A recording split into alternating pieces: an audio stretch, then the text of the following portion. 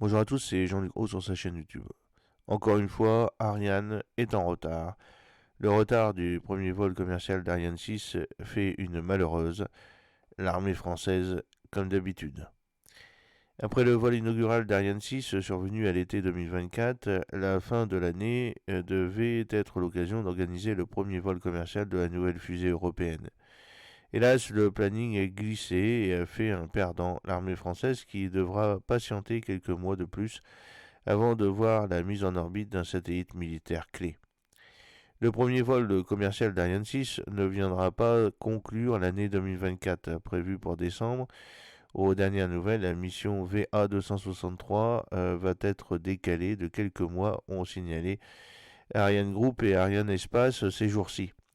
Déjà reportée de 4 ans, la carrière opérationnelle du nouveau lanceur européen est donc encore retardée.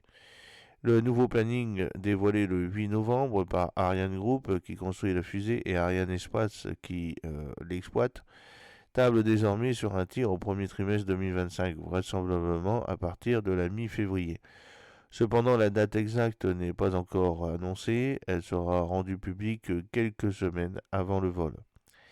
Malgré ce report, Ariane Group et Ariane Espace assurent que cette glissade n'aura pas d'incidence sur le reste du calendrier de l'année. En effet, il est question de procéder à une dizaine de lancements d'Ariane 6 en 2025, dans une bonne moitié au profit de la constellation Galileo, l'alternative de l'Union européenne au GPS américain déjà en place. L'armée française attend ce vol avec impatience, il y aura toutefois un perdant. L'armée française, en effet, le vol VA263 doit servir à déployer en orbite autour de la Terre un satellite militaire dédié à l'observation optique. Il s'agit du troisième exemplaire de la gamme CSCO, composante spatiale optique, qui offre à la France des moyens renouvelés en matière d'imagerie spatiale. Les forces armées qui auraient apprécié accéder rapidement aux performances du CSCO 3 devront quelques mois encore composer sans. Ils ont cependant la possibilité de se reposer sur le CSO1, déployé en 2018 à 800 km d'altitude, et le CSO2 opérationnel depuis 2020, qui évolue bien plus près du sol à 480 km. Par ailleurs, l'ancienne génération Helios reste en partie active. Pour l'armée, le CSO3 offre principalement la faculté d'augmenter la revisite du renseignement spatial national sur un théâtre donné, tandis que le CSO2 vise surtout à identifier plus finement la situation au sol avec un plus haut niveau de résolution, de qualité d'image et de précision d'analyse, détaille l'agence spatiale française, le CNES.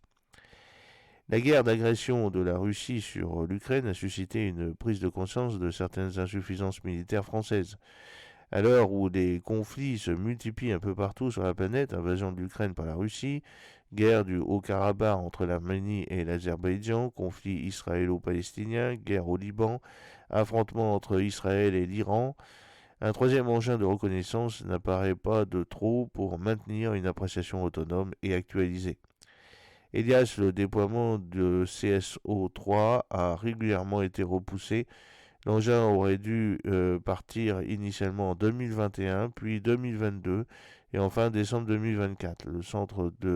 Le site du Centre national d'études spatiales mentionnant encore cette date. Les reports successifs d'Ariane 6 liés à différents facteurs, dont la pandémie du coronavirus, ne sont pas étrangers à cette situation. Le vol inaugural d'Ariane 6 a été réussi, mais avec des écarts. Le communiqué d'Ariane Group et d'Ariane Espace est peu loquace sur ce qui a conduit à décaler le premier vol commercial d'Ariane 6, qui a réussi cet été son vol inaugural. C'est indéniable. Si le déploiement des satellites a été un succès, il a été noté une anomalie dans la trajectoire de vol à la fin, ainsi qu'un loupé dans le troisième rallumage du moteur Vinci.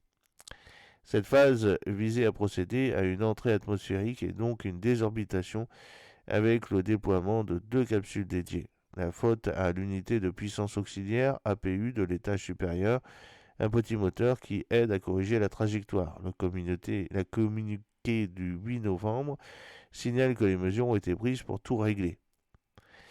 Ainsi, les écarts constatés sont parfaitement compris et sont en cours de traitement. La correction du logiciel de vol nécessaire pour le réallumage de l'APU et la désorbitation de l'étage supérieur a été effectuée. De façon générale, Ariane 6 a eu malgré tout un excellent comportement et d'un nombre limité d'écarts par rapport aux prévisions.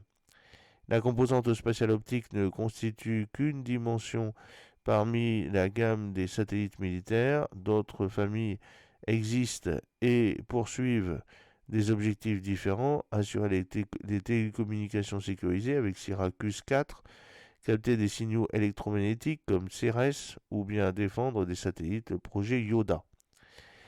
En raison de la sensibilité stratégique, la France procède à un renforcement militaire autour du centre spatial guyanais.